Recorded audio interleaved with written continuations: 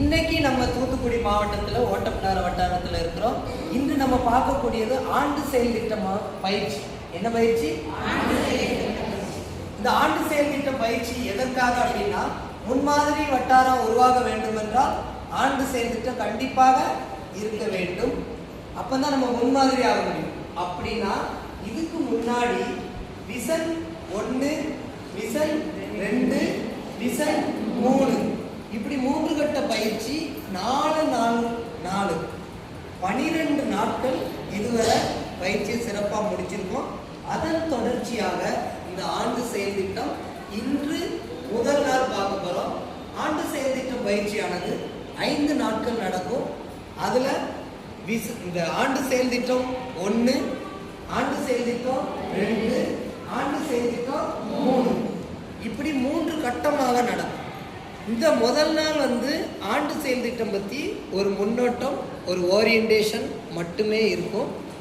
2வது நாட்கள் ஊராட்சி அளவிலான கூட்டமைப்பில் இருக்கிற இப்போதைக்கு நீங்கள் என்னென்ன செயல்பாடு அடைஞ்சிருக்கீங்க, இனி ஓராண்டில் என்னென்ன செயல்பாடுகளை அடையலாம் அப்படிங்கிறதுக்கு ப்ரொஃபைல்னு சொல்லுவாங்க. சுய விவரம் பூர்த்தி செஞ்சு 61 ஊராட்சிகள்லையும் கொண்டு வரணும். அந்த சுய விவரத்தை வைத்து தான் அடுத்த ஆண்டு நம்ம என்னெல்லாம் இலக்கினை அடைய போகிறோம்னு நிர்ணயம் பண்ணுவோம். அப்போ ஆண்டு செயல் திட்டம் என்பது இலக்கினை அடைவதற்காக நிர்ணயம் செய்யக்கூடிய கால அளவு, பொறுப்பாளர்கள், மாதம், பட்ஜெட், அதுக்கு எவ்வளவு தொகை தேவைப்படும், இப்படிங்கிற திட்டத்தை தீட்டுவதற்கு பெயர் தான் ஆண்டு செயல் திட்டம். இந்த ஆண்டு செயல் திட்டம் ரொம்ப முக்கியம். திட்டமில்லாத வீடு மணல் வீடு கட்டுவதற்கு ஒப்பாகும்.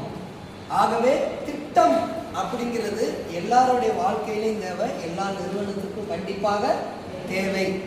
திட்டம் இல்லை என்றால் நம்ம வெற்றி அடையவே முடியாது. திட்டத்தின் படிநிலைகள் எப்படி இருக்கும்?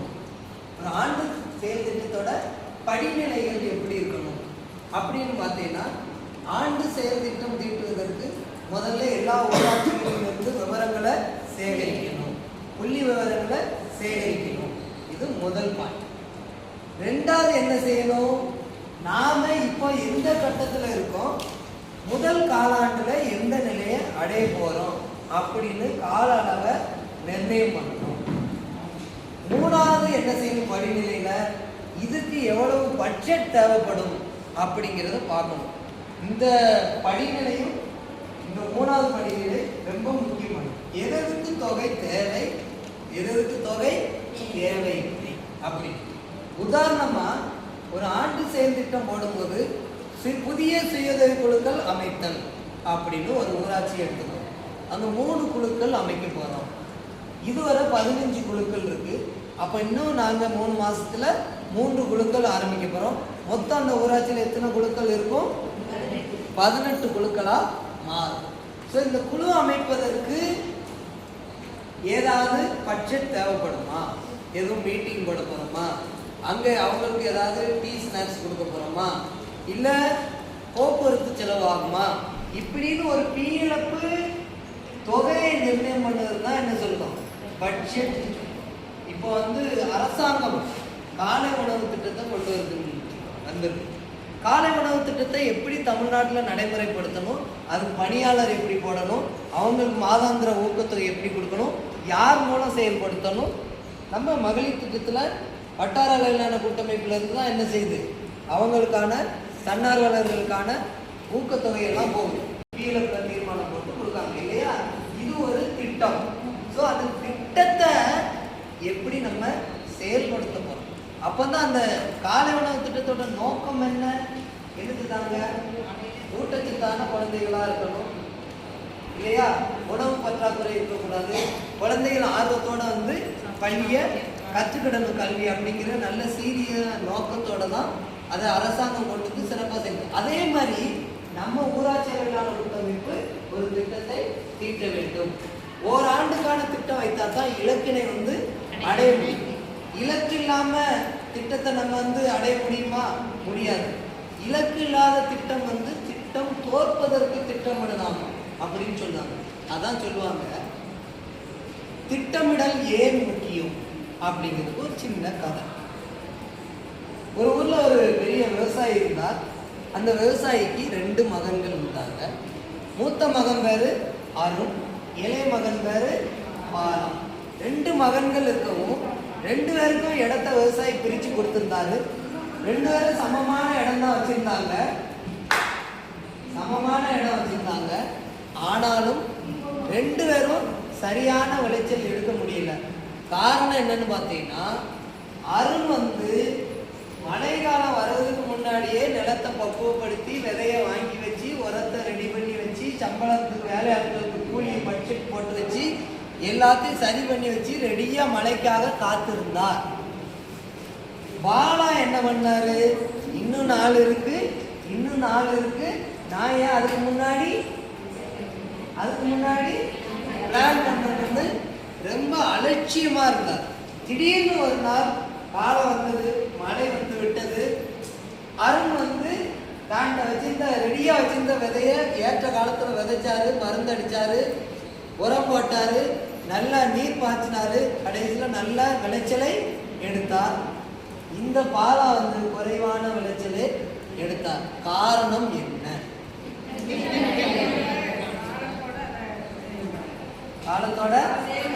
காலத்தோட செயல்படுத்த. அப்ப மழைக்காக அவர் காத்திருக்காம முன்னாடியே ஒரு திட்டத்தை வச்சிருந்தார். இதே மாதிரி நம்மளும் என்ன செய்யணும், அரசாங்கம் என்ன கொடுக்கும் எப்போ கொடுக்கும் அப்படிங்கிறத விட நாம ஒரு பிளான் வச்சிருக்கோம். நம்ம இந்த திட்டம் போட்டுருந்தா முதிய குழுக்கள் இத்தனை குழுக்கள் அமைக்கலாம், இத்தனை பேருக்கு வேலை வாய்ப்பு வாங்கி தரலாம், இத்தனை தொழிலை புதுசா தொடங்கலாம், இத்தனை பண்ணையம் அமைக்கலாம் அப்படின்னு நம்ம ஒரு திட்டம் வச்சிருந்தாங்கன்னா அதை நோக்கி பயணம் செய்யும். அதனாலதான் இந்த ஆண்டு செயல்திட்டத்துக்கு அரசாங்கம் முக்கியத்துவம் கொடுத்து பிஎல்எஃப்க்கு கற்றுக் கொடுக்கும். நான் ஓராண்டு செயல்திட்டத்தை இங்க கற்றுக் கொடுப்பேன். அடுத்த வருஷம் நீங்க செயல் திட்டம் போடணுமா போடக்கூடாதா? போடணும். அப்ப அந்த செயல் திட்டம் போடுவதற்கு என்று ஒரு முறை இருக்கு. அடிப்படை விவரம் சொல்லுவாங்க, பேசிக் டேட்டா. சொல்லுங்க, இந்த பேசிக் டேட்டா அல்லது அடிப்படை விவரம் எப்படி இருக்குன்னா, முதல்ல தமிழ்நாடு ஊரக வாழ்வாதார இயக்கம் எந்த மாவட்டம்? நம்ம எந்த மாவட்டம்? தூத்துக்குடி மாவட்டம். இப்போ மாவட்டம் எந்த வட்டாரத்தில் நடத்துதோம்? ஓட்டப்பிடாத வட்டாரம். சப்போஸ் எந்த ஊராட்சியில் பண்ணோம்னா எந்த ஊராட்சி அப்படிங்கிறது இருக்கு. அதுக்கப்புறம் அந்த கூட்டமைப்புல எத்தனை சுயதேவ குழுக்கள் இருக்கு, இல்ல வட்டாரத்துல எத்தனை பிஎல்எஃப் இருக்கு? 61 பிஎல்எஃப்பா? எத்தனை பிஎல்எஃப்? அப்ப 61 பிஎல்எஃப். பொதுக்குழு உறுப்பினர்கள் எத்தனை இருக்காங்க? நம்மகிட்ட இதுவரை எத்தனை பிஎல்எஃப் இணைஞ்சிருக்கு? அதுக்கப்புறம் இந்த பிஎல்எஃப்க்கு என்னென்ன நிதிகள் வரப்பட்டிருக்கு? இந்த நிதியை வைத்து எப்படி நம்ம திட்டத்தை தீட்டி தொய்வான பணிகளை அடைய போறோம் அப்படிங்கிறது தான் திட்டமிடல். அப்ப திட்டமிடல் ஆண்டுதோறும் போடணுமா வேண்டாமா? போடணும். அதனால தான் ஆண்டு செயல் திட்டம். சில ஊர்ல என்ன செய்வாங்க, சார் வந்தாரு, ட்ரைனிங் கொடுத்தாரு, சொல்லி கொடுத்தாரு, திட்டம் போட்டோம். அதுக்கடுத்த வருஷம் நாங்க போட மாட்டோம். ஏன்னா நீர் வரல, சொல்லி கொடுக்கல, அதனால நாங்க திட்டம் போடல. அப்படியா? இல்ல. வளர்ச்சி அடையணும், இலக்கினை அடையணும், லட்சியத்தை நோக்கி பயணம் பண்ணணும்னா நாம தான் நம்ம வட்டாரத்தை முன்மாதிரியை கொண்டு வரணும்னா ஒவ்வொரு ஆண்டும் திட்டத்தை வெளியிட வேண்டும். திட்டம் என்பது எப்படி திட்டத்தை தீட்டி எவ்வளவு அடைஞ்சிருக்கோம் அப்படின்னு ஒவ்வொரு ஆண்டும் நம்ம என்ன பண்ணணுமா மதிப்பீடு பண்ணி பார்க்கணும். அப்படி மதிப்பீடு பண்ணி இதுவரை பார்த்துருக்கீங்களா? அப்படி பார்த்தா பிஎல்எஃப் தொடங்கி ஓட்டப்பிடாத வட்டாரத்துல எல்லாம் கிட்டத்தட்ட 20 வருஷத்துக்கு மேல ஆகுது. பெரிய வளர்ச்சியை நம்ம அடைஞ்சிருக்கோம். அப்ப எங்கேயோ ஒரு தொய்வு இருந்திருக்கு, அந்த தொய்வை நம்ம எடுத்து திரும்ப மாணவர்களுக்கு ஏன் முன்னேற்ற அறிக்கைன்னு சொல்லி ப்ராக்ரஸ் கார்டுன்னு சொல்றாங்கன்னா அது எதுக்கு நீங்க வாங்கிட்டு வர சொல்லுங்க? உங்க பையனுக்கு எதுக்கு மாணவருடைய தேர்ச்சி அட்டை அல்லது ப்ராக்ரஸ் கார்டு ஏன் கொண்டு வர சொல்லுதே? நீங்க கையெழுத்து போடுறதே பள்ளிக்கூடத்தில் கொடுப்பாங்க.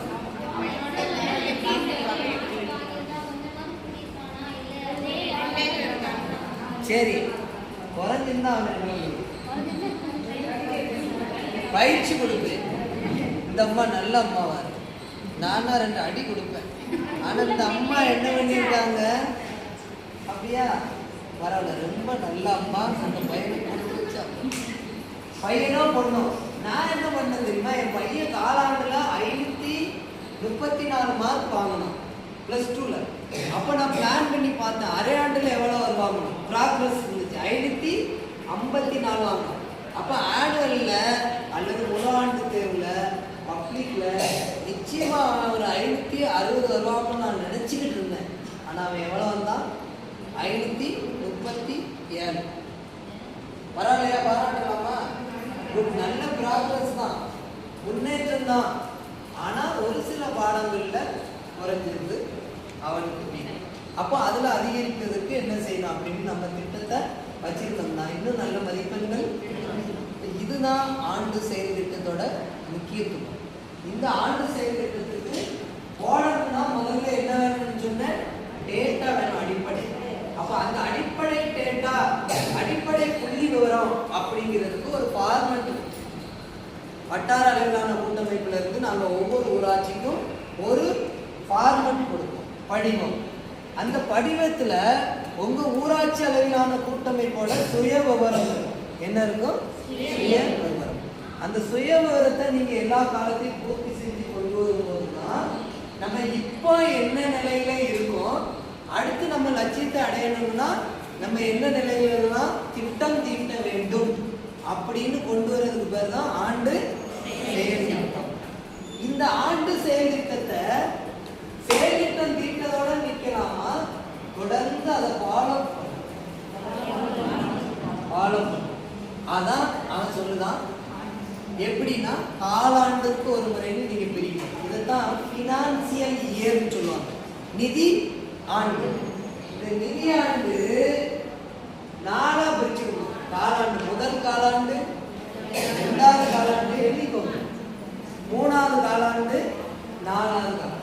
அப்பனா சார் ஃபினான்சியல் இயர்னா என்னன்னு சொல்லுங்க சார், அப்பதானே எனக்கு தெரியும் அப்படின்னு. இதுல யாராவது ஃபினான்சியல் இயர்னு ஏதாவது கேள்விப்பட்டிருக்கீங்களா? நிதி ஆண்டு எது? Very good. April to March. நல்லா கேட்கணும். April to March. அப்போ ஏப்ரல், மே, ஜூன் ஒரு காலாண்டு எடுத்துக்கலாமா? 2வது காலாண்டு ஜூலை, ஆகஸ்ட், செப்டம்பர் 2வது காலாண்டு. 3வது காலாண்டு எப்படி இருக்கணும், அக்டோபர், நவம்பர், டிசம்பர். 4வது காலாண்டு தான் ஜனவரி, பிப்ரவரி, மார்ச். இந்த 4 காலாண்டுல நம்ம என்னென்ன பணிகள் எல்லாம் செய்ய போறோம் அப்படின்னு ஒரு திட்டம் போட்டு முதல் காலாண்டு முடிஞ்ச உடனே நம்ம அந்த பணியை அடைஞ்சிருக்கோமா இல்லையான்னு பார்க்கணும். இதான் வட்டாரத்தோட பொறுப்பு. வட்டாரத்து கூட்டங்கள்ல பேசுங்க அப்படின்னா ஆண்டு செயல் திட்டத்தை எடுத்து ப்ராக்ரஸ், அதாவது முன்னேற்றத்தையும் பார்க்கணும். நம்ம அடைஞ்சிருக்கோமா இல்லையா அப்படிங்கிறது ரொம்ப ரொம்ப முக்கியம். இந்த முன்னேற்ற அறிக்கையை நீங்க பார்த்துட்டு ஏதாவது தொய்வு இருந்தா அதுக்கு என்ன காரணம் அப்படின்னு அந்த காரணத்தை கண்டுபிடிச்சு நம்ம ஆசைப்பட்ட இலக்கை எப்படியாவது. ஒரு நிறுவனம் நன்றாக வர வேண்டும்னா அங்குள்ள உறுப்பினர்கள் ரொம்ப ரொம்ப முக்கியம். அங்குள்ள உறுப்பினர்கள் ரொம்ப முக்கியம். இந்த திட்டம் போடுவதனால இலக்கினை அடைய முடியும், அதிக உறுப்பினர்களை கொண்டு வர முடியும், பட்ஜெட்டை சரியா பயன்படுத்த முடியும், நம்ம ஆசைப்பட்டதை நிறைவேற்ற முடியும், வட்டாரத்தை மொத்தமாக முன்மாதிரி வட்டாரமாக ஆக்க முடியும் என்று கேட்டுக்கொண்டு இந்த வகுப்பறைக்கு வாய்ப்பளித்த அனைவருக்கும் மனமார்ந்த நன்றி.